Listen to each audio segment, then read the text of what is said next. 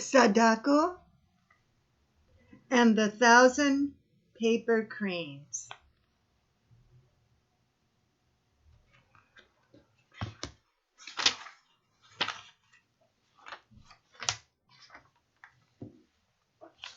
Prologue.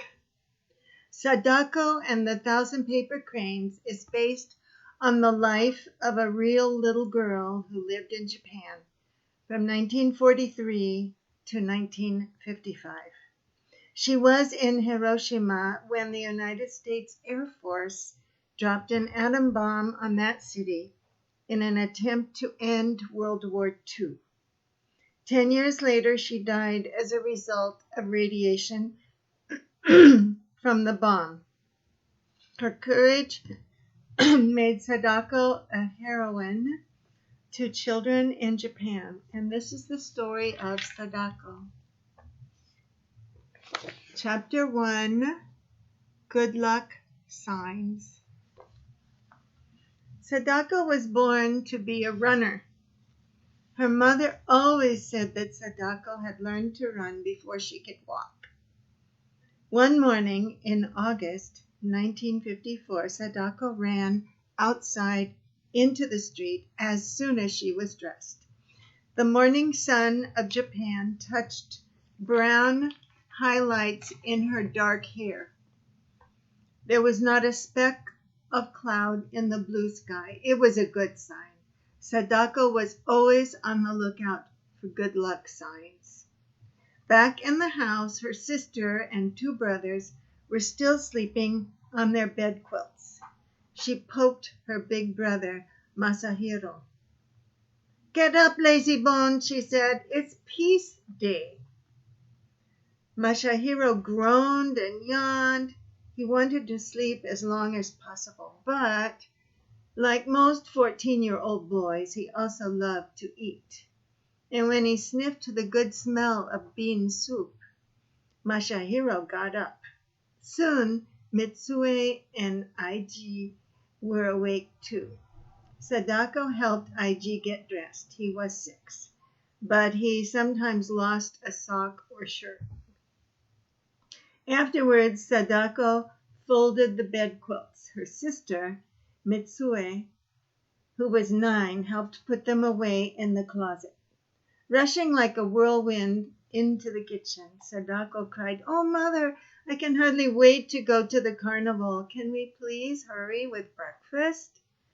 Her mother was busily slicing pickled radishes to serve with the rice and soup.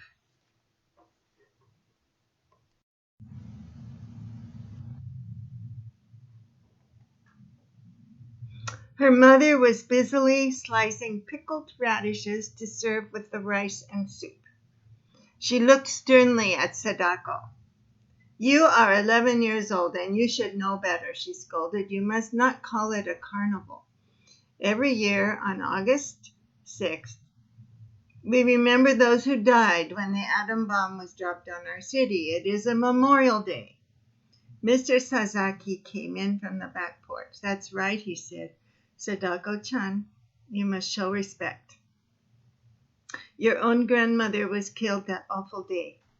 "But I do respect Oba-chan," Sadako said. "I pray for her spirit every morning. It's just that I'm so happy today. As a matter of fact, it's time for our prayers." "Now," her father said, and the Sasaki family gathered around the little altar shelf. Oba-chan's picture was there in a gold frame. Sadako looked at the ceiling and wondered if her grandmother's spirit was floating somewhere above the altar. "Sadako-chan," Mr. Sasaki said sharply. Sadako quickly bowed her head. She fidgeted and wiggled her bare toes while Mr. Sasaki spoke. He prayed that the spirits of their ancestors were happy and peaceful. He gave thanks for his barbershop. He gave thanks for his fine children. And he prayed that his family would be protected from the atom bomb disease called leukemia.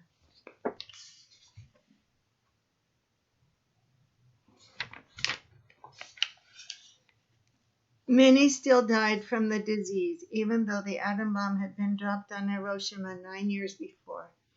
It had filled the air with radiation, a kind of poison that stayed inside people for a long time. At breakfast, Sadako noisily gulped down her soup and rice. Masahiro began to talk about girls who ate like hungry dragons, but Sadako didn't hear his teasing. Her thoughts were dancing around the peace day of last year. She loved the crowds of people, the music, and fireworks.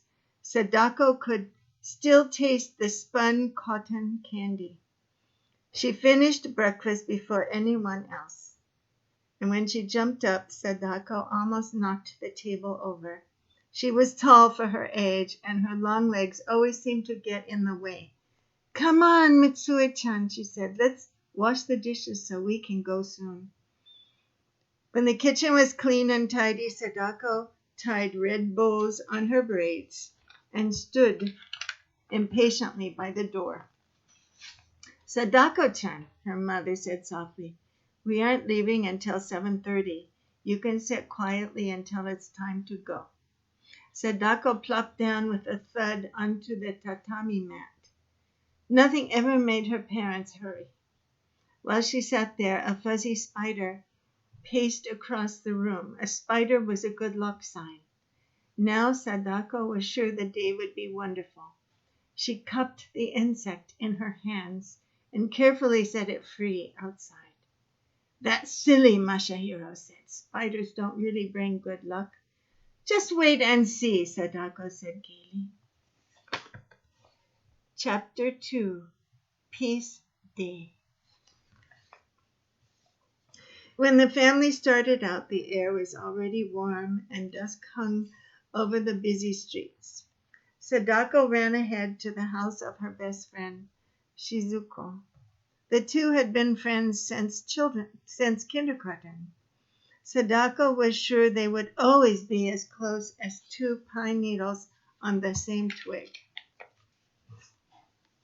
Shizuko waved and walked toward her. Sadako sighed. Sometimes she wished that her friend would move a bit faster. "Don't be such a turtle," she shouted. "Let's hurry up so we won't miss anything." "Sadako-chan, go slowly in this heat," her mother called after her, but it was too late. The girls were already racing up the street. Mrs. Sasaki frowned. "Sadako is always in such a hurry to be the first that she never stops to listen," she said. Mr. Sasaki laughed and said, "Well, did you ever see her walk when she could run, hop, or jump?" There was pride in his voice because Sadako was such a fast, strong runner. At the entrance to the Peace Park, people filed through the memorial building in silence.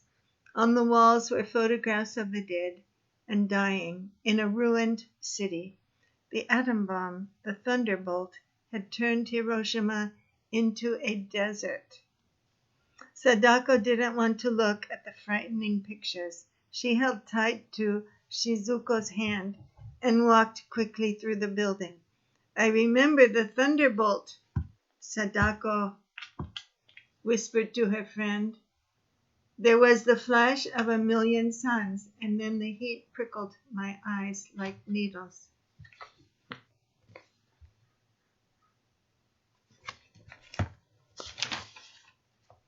"How can you possibly remember anything?" Shizuko exclaimed. "You were only a baby then." "Well, I do," Sadako said stubbornly.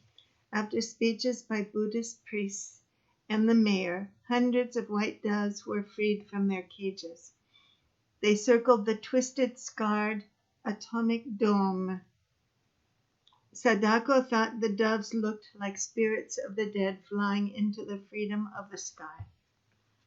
When the ceremonies were over, Sadako led the others straight to the old lady who sold cotton candy. It tasted even better than last year. The day passed too quickly, as it always did. The best part, Sadako thought, was looking at all the things to buy and smelling the good food. There were stalls selling everything from bean cakes to chirping crickets. The worst part was seeing people with ugly, whitish scars. The atom bomb had burned them so badly that they no longer looked human. If any of the bomb victims came near Sadako, she turned away quickly.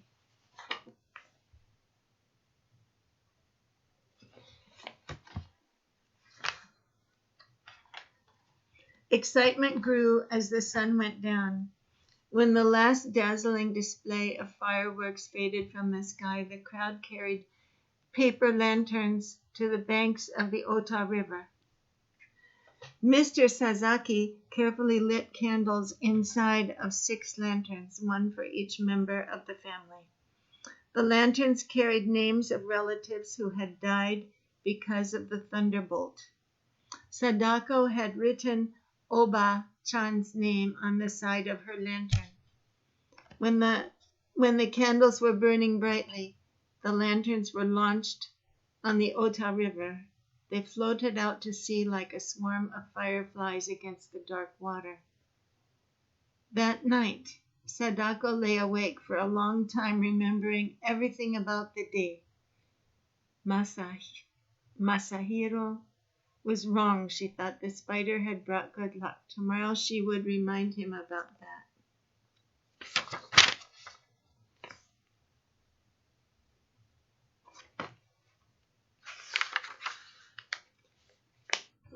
Chapter 3, Sadako's Secret.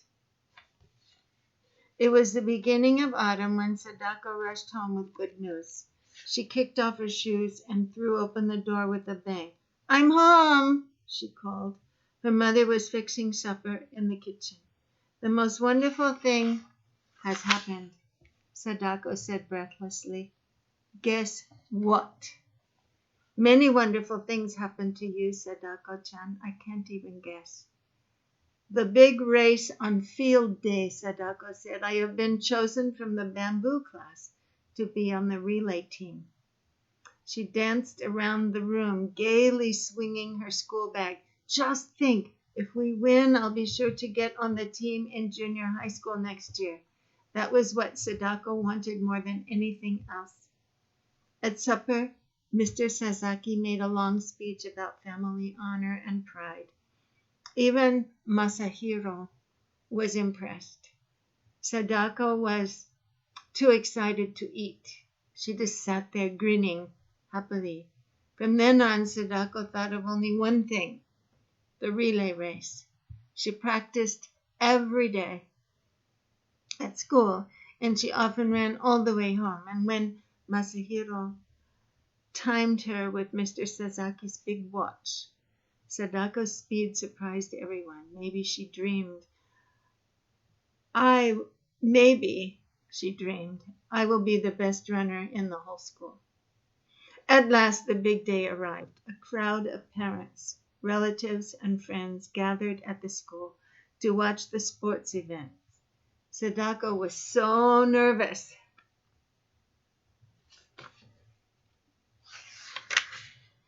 She was afraid her legs wouldn't work at all.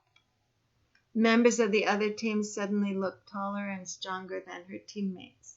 When Sadako told her mother how she felt, Mrs. Sasaki said, "Sadako-chan, it is natural to be a little bit afraid. But don't worry. When you get out there, you will run as fast as you can." Then it was time for the relay race. "Just do your best," Mr. Sasaki said, giving Sadako's hand a squeeze. "We'll be proud of you." The kind words from her parents made the knot in Sadako's stomach loosen. They love me, no matter what, she thought. At the signal to start, Sadako forgot everything but the race. When it was her turn, she ran with all the strength she had. Sadako's heart was still thumping painfully against her ribs when the race was over. It was then that she first felt strange and dizzy. She scarcely heard someone cry, "Your team won!" The bamboo class surrounded Sadako, cheering and shouting, and she shook her head a few times, and the dizziness went away.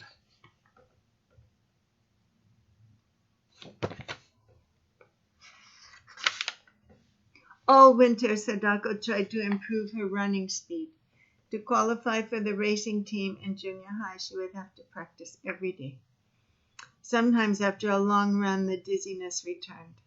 Sadako decided not to tell her family about it. She tried to convince herself that it meant nothing, that the dizziness would go away, but it didn't.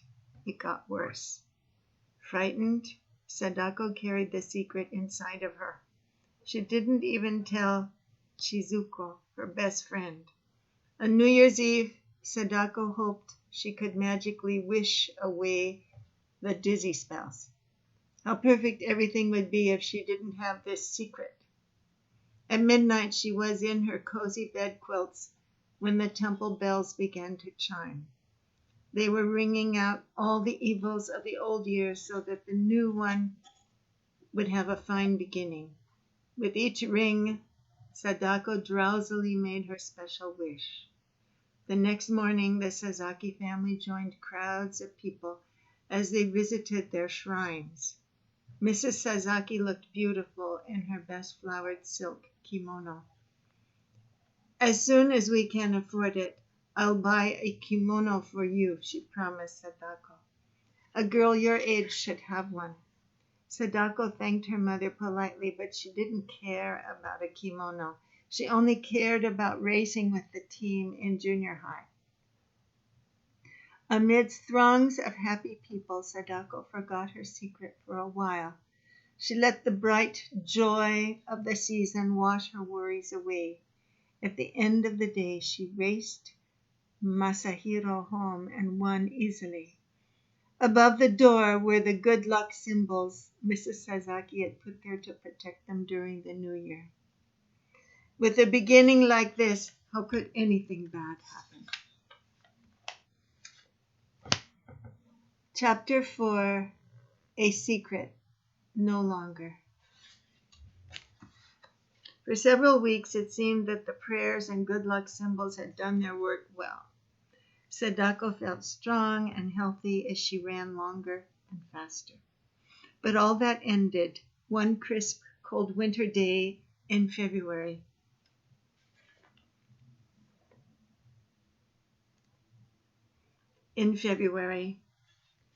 Sadako was running in the schoolyard. Suddenly, everything seemed to whirl around her, and she sank to the ground. One of the teachers rushed over to help. I guess I'm just tired, Sadako said in a weak voice. And when she tried to stand up, her legs went wobbly and she fell down again. And the teacher sent Mitsue home to tell Mr. Sasaki.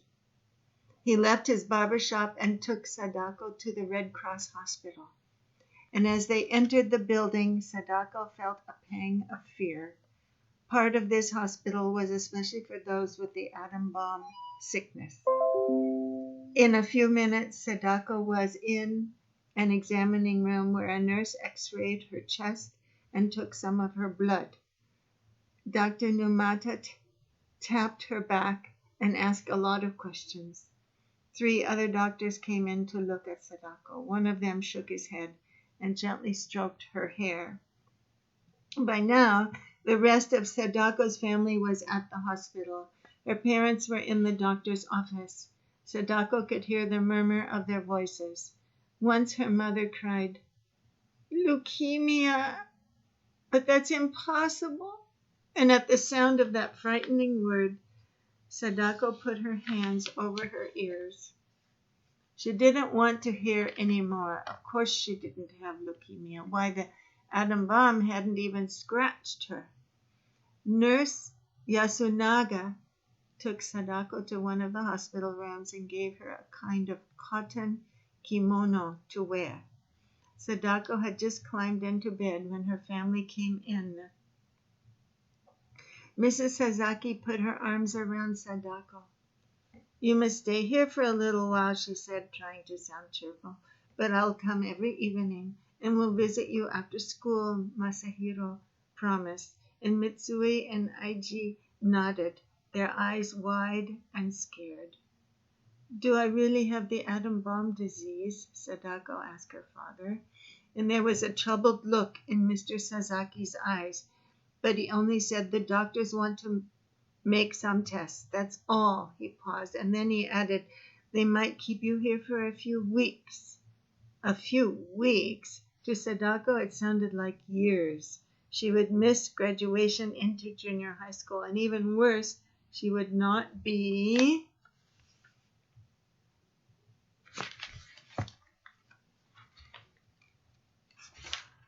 part of the racing team. Sadako swallowed hard and tried not to cry. Mrs. Sasaki fussed over Sadako. She plumped the pillows and smoothed the bedspread. Mr. Sasaki cleared his throat. Is there anything you want? He asked. Sadako shook her head. All she really wanted was to go home. But when? A cold lump of fear grew in her stomach. She had heard that many people who went into this hospital never came out. Later, Nurse Yasunaga sent the others away so that Sadako could rest. And when she was alone, Sadako buried her face in the pillow and cried for a long time. She had never before felt so lonely and miserable. Chapter 5. The Golden Crane. The next morning, Sadako woke up slowly. She listened for familiar sounds of her mother making breakfast, but there were only the new and different sounds of a hospital. Sadako sighed. She had hoped that yesterday was just a bad dream. It was even more real when Nurse Yasunaga came in to give her a shot. Getting shots is part of being in the hospital, the plump nurse said briskly. You'll get used to it. I just want this sickness to be over with, Sadako said unhappily, so I can go home. And that afternoon, Chizuko was Sadako's first visitor. She smiled mysteriously as she held something behind her back. Shut your eyes, she said. While Sadako squinted, her eyes tightly shut, Chizuko put some pieces of paper and scissors on the bed. Now you can look, she said. What is it? Sadako asked, staring at the paper. Chizuko was pleased with herself. I figured out a way for you to get well, she said proudly. Watch. She cut a piece of gold paper into a large square, and in a short time she had folded it over and over into a beautiful crane. Sadako was puzzled, but how can that paper bird make me well? Don't you remember that old story about the crane? Shizuko said. It's supposed to live for 1,000 years. And here you see it. If a person folds 1,000 paper cranes, the gods will grant her wish and make her healthy again. She handed the crane to Sadako. Here's your first one. Sadako's eyes filled with tears. How kind of Chizuko to bring a good luck charm, especially when her friend didn't really believe in such things. Sadako took the golden crane and made a wish. The funniest little feeling came over her when she touched the bird. It must be a good omen. Thank you, Chizuko-chan, she whispered. I'll never, never part with it. And then when she began to work with the paper, Sadako discovered that folding a crane wasn't as easy as it looked. With Chizuko's help, she learned how to do the difficult parts. After making 10 berths, Sadako lined them up on the table beside the golden crane. Some were a bit lopsided, but it was a beginning, and now I have only 990 to make, Sadako said. And with the golden crane nearby, she felt safe and lucky. Why, in a few weeks, she would be able to finish the 1,000. Then she would be strong enough to go home. That evening, Masahiro brought Sadako's homework from school. And when he saw the cranes, he said, there isn't enough room on that small table to Show off all your birds. I'll hang them from the ceiling for you." Sadako was smiling all over. "Do you promise to hang every crane I make?" she asked. Masahiro promised. "That's fine," Sadako said, her eyes twinkling with mischief. "Then we'll hang the whole 1,000. "1,000?" her brother groaned. "You're joking." Sadako told him the story of the cranes. Masahiro ran a hand through his straight black hair. "You tricked me," he said with a grin, "but I'll do it anyhow." He borrowed some thread and tacks from Nurse Yasunaga and hung the first 10 cranes. The golden crane stayed in its place of honor on the table.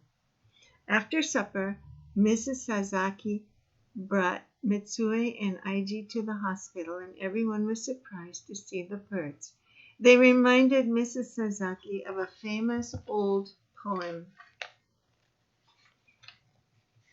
"Out of colored paper, cranes come flying into our house."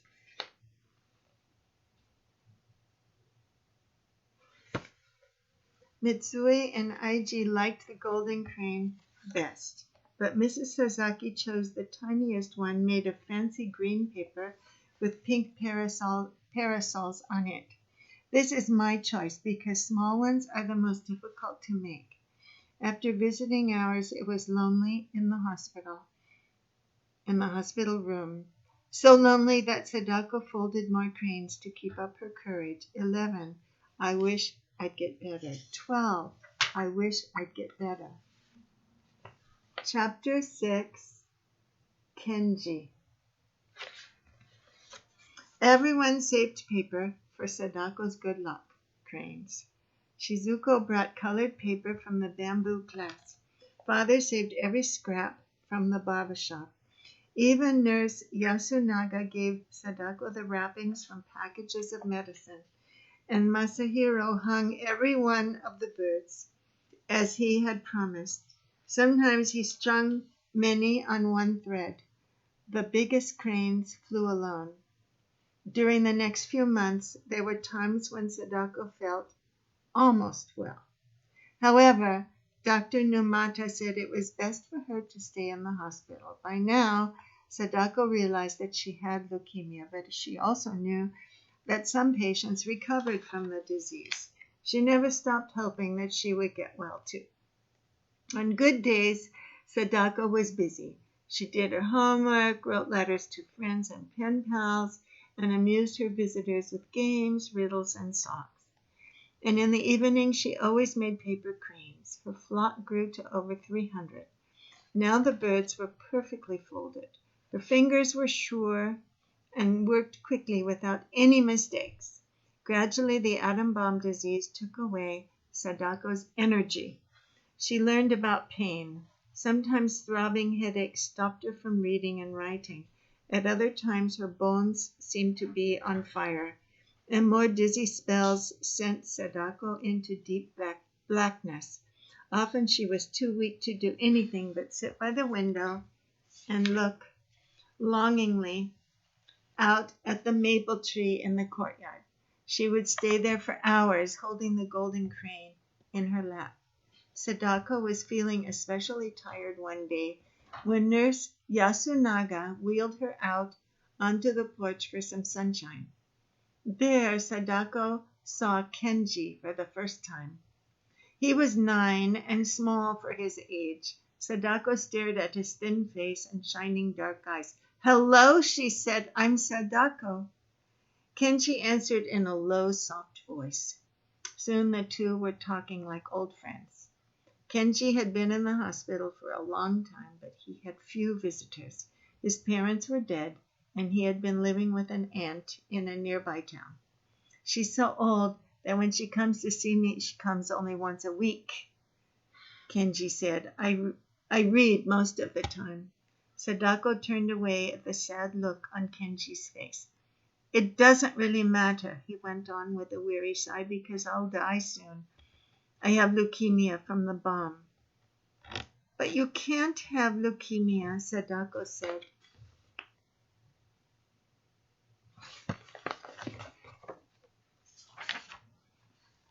You weren't even born then. That isn't important, Kenji said. The poison was in my mother's body, and I got it from her. Sadako wanted so much to comfort him, but she didn't know what to say, and then she remembered the cranes. You can make paper cranes like I do, she said, so that a miracle can happen. I know about the cranes, Kenji replied quietly, but it's too late. Even the gods can't help me now. Just then, Nurse Yasunaga came out onto the porch. Kenji, she said sternly, how do you know such things? He gave her a sharp look. I just know, he said, and besides, I can read my blood count on the chart every day. It gets worse. The nurse was flustered. What a talker, she said. You are tiring yourself, and she wheeled Kenji inside. Back in her room, Sadako was thoughtful. She tried to imagine what it would be like to be ill and have no family. Kenji was brave, that's all. She made a big crane out of her prettiest paper and sent it across the hall to his room. Perhaps it would bring him luck. And then she folded more birds for her flock.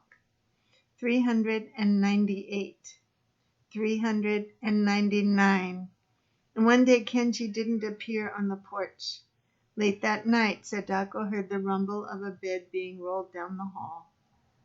Nurse Yasunaga came in to tell her that Kenji had died. Sadako turned to the wall and let the tears come. After a while, she felt the nurse's gentle hand on her shoulder. Let's sit by the window and talk, Nurse Yasunaga said in a kindly voice. And when Sadako finally stopped sobbing, she looked out at the moonlit sky. Do you think Kenji is up there on a star island? Wherever he is, I'm sure that he is happy now, the nurse said. He has shed that tired, sick body, and his spirit is free. Sadako was quiet, listening to the leaves on the maple tree rustle in the wind, and then she said, I'm going to die next, aren't I? Of course not, Nurse Yasunaga answered with a firm shake of her head. She spread some colored paper on Sadako's bed. Come and let me see you fold another paper crane before you go to sleep. After you finish 1,000 birds, you'll live to be an old, old lady. Sadako tried hard to believe that. She carefully folded cranes and made the same wish. 463, 464.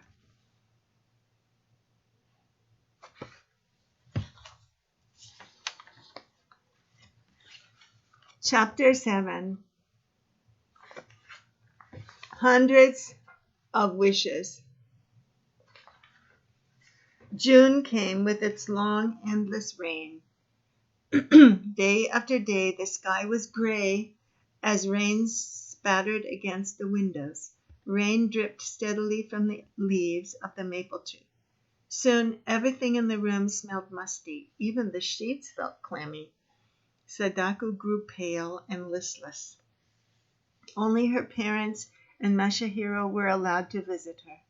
The bamboo class sent a kokeshi doll to cheer her up.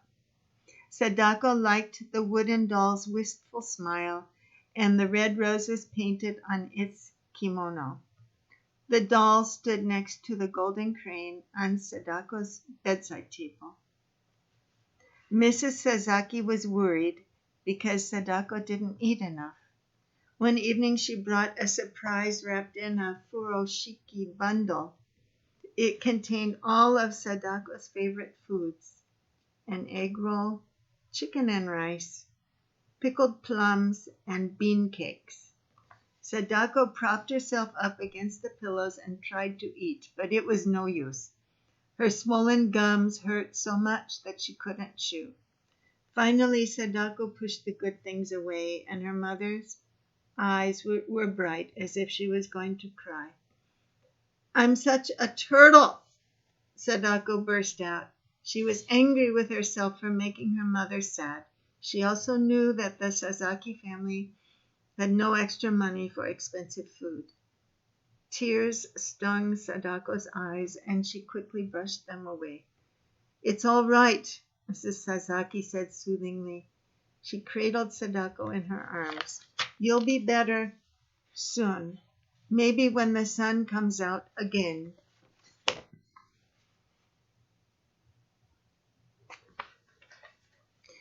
Sadako leaned against her mother and listened to her read from a book of poems.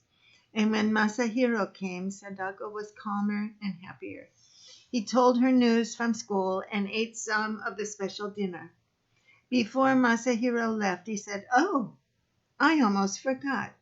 Eiji sent you a present," and he dug into his pocket and pulled out a crumpled piece of silver paper. "Here," he said, giving it to his sister. "Eiji said this is for another crane." Sadako sniffed the paper. "It smells like candy," she said. "I hope the gods like chocolate." The three burst out laughing, and it was the first time Sadako had laughed in days. It was a good sign. Perhaps the golden crane's magic was beginning to work. She smoothed out the paper and folded a bird. 541. But she was too tired to make more.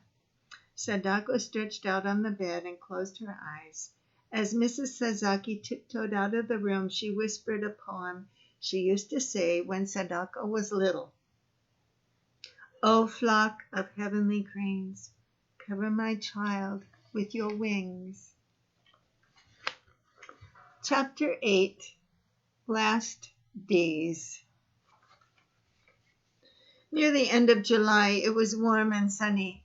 Sadako seemed to be getting better. "I'm over halfway to 1,000 cranes," she told Masahiro, "so something good is going to happen." And it did. Her appetite came back, and much of the pain went away. Dr. Numata was pleased with her progress and told Sadako she could go home for a visit. That night, Sadako was so excited she couldn't sleep. To keep the magic working, she made more cranes. 621, 622, and it was wonderful to be home with the family for Obon, the biggest holiday of the year. Obon was a special celebration for spirits of the dead who returned to visit those they had loved on earth.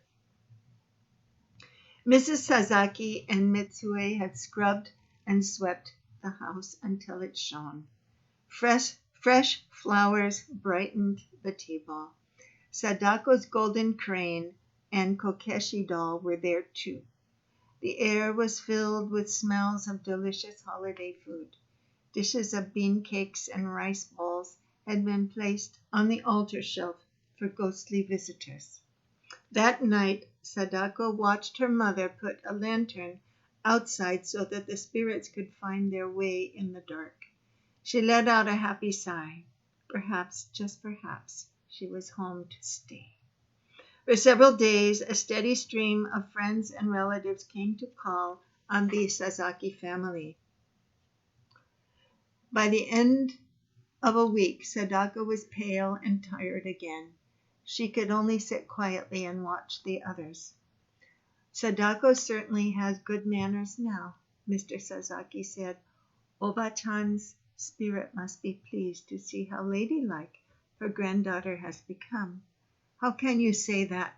Mrs. Sasaki cried. "I would rather have our lively Sadako back."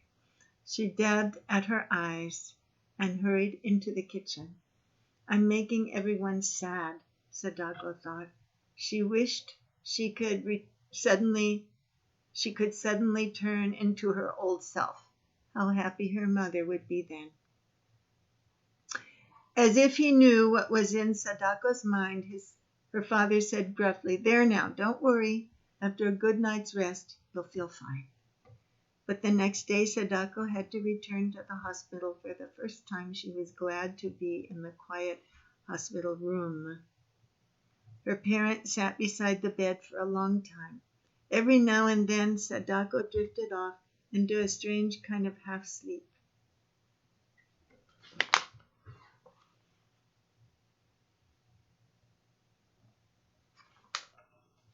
"When I die," she said dreamily, Will you put my favorite bean cakes on the altar for my spirit?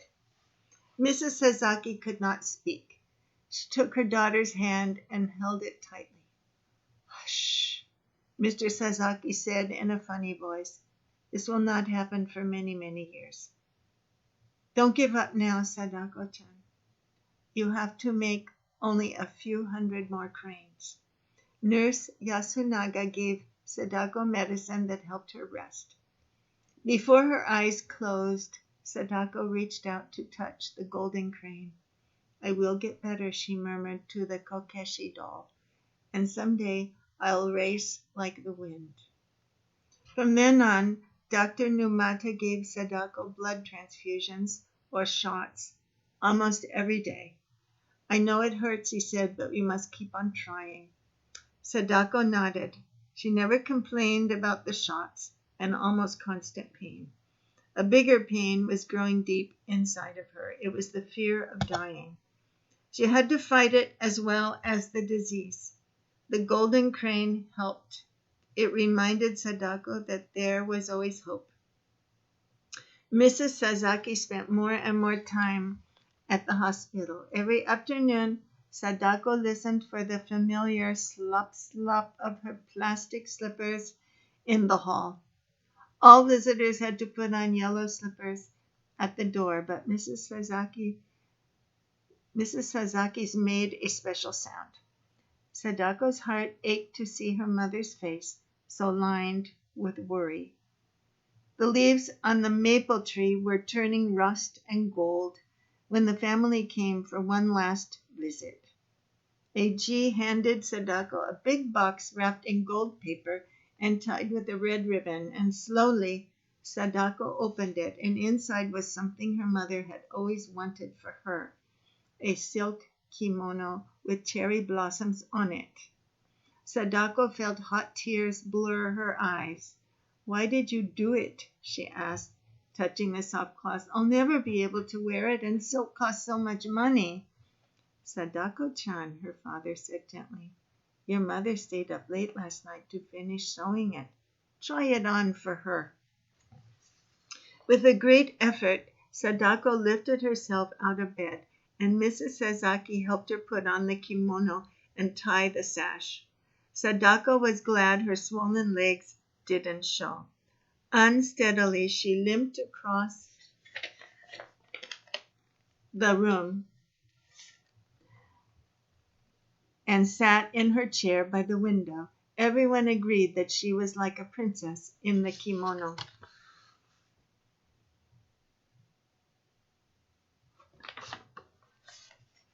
At that moment, Shizuko came in. Dr. Numata had given her permission to visit for a short time. She stared at Sadako in surprise. You look better in that outfit than in school clothes, she said. Everyone laughed, even Sadako, and then I'll wear it to classes every day when I'm well again, she joked. Mitsui and Eiji giggled at the idea. For a little while, it was almost like the good times they used to have at home. They played word games and sang Sadako's favorite songs, and meanwhile she sat stiffly in the chair, trying not to show the pain it caused her. But it was worth the pain, and when her parents left, they looked almost cheerful. Before she went to sleep, Sadako managed to fold only one paper crane. 644. It was the last one she ever made. Chapter 9. Racing with the Wind. As Sadako grew weaker, she thought more about death. Would she live on a heavenly mountain? Did it hurt to die, or was it like falling asleep? If only I could forget about it, Sadako thought, but it was like trying to stop the rain from falling. As soon as she concentrated on something else, death crept back into her mind. Toward the middle of October, Sadako lost track of days and nights. Once, when she was awake, she saw her mother crying. Don't cry, she begged. Please don't cry. Sadako wanted to say more, but her mouth and tongue wouldn't move. A tear slid down her cheek. She had brought her mother so much grief. and all Sadako could do now was make paper cranes and hope for a miracle. She fumbled with a piece of paper. Her fingers were too clumsy to fold it. I can't even make a crane, she said to herself. I turned into a real turtle. Quickly, Sadako tried with all her strength to fold the paper before she was swept into darkness. It might have been minutes or hours later that Dr. Numata came in and felt Sadako's forehead. He gently took the paper out of her hands. She barely heard him say, "It's time to rest. You can make more birds tomorrow." Sadako gave a faint nod. Tomorrow seemed like such a long way off. The next time she awoke, the family was there. Sadako smiled at them. She was part of that warm, loving circle where she would always be. Nothing would ever change that. Already lights were dancing behind her eyes. Sadako slid a thin, trembling hand over to touch the golden crane. Life was slipping away from her, but the crane made Sadako feel stronger inside. She looked at her flock hanging from the ceiling, and as she watched, a light autumn breeze made the birds rustle and sway. They seemed to be alive and flying out through the open window. How beautiful and free they were. Sadako sighed and closed her eyes. She never woke up.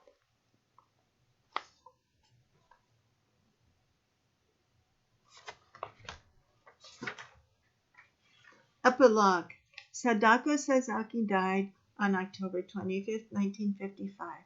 Her classmates folded 356 cranes so that 1,000 were buried with Sadako. In a way, she got her wish. She will live on in the hearts of people for a long time. After the funeral, the bamboo class collected Sadako's letters and published them in a book. They called it Kokeshi, after the doll they had given to Sadako while she was in the hospital. The book was sent around Japan, and soon everybody knew about Sadako and her 1,000 paper cranes. Sadako's friends began to dream of building a monument to her and all children who were killed by the atom bomb. Young people throughout the country helped collect money for the project. Finally, their dream came true. In 1958, the statue was unveiled in the Hiroshima Peace Park. There is Sadako standing on top of a granite mountain of paradise. She's holding a golden crane in outstretched hands. A folded crane club was organized in her honor. Members still place thousands of paper cranes beneath Sadako's statue on August 6th, Peace Day. They make a wish, too. Their wish is engraved on the base of the statue. This is our cry. This is our prayer. Peace in the world.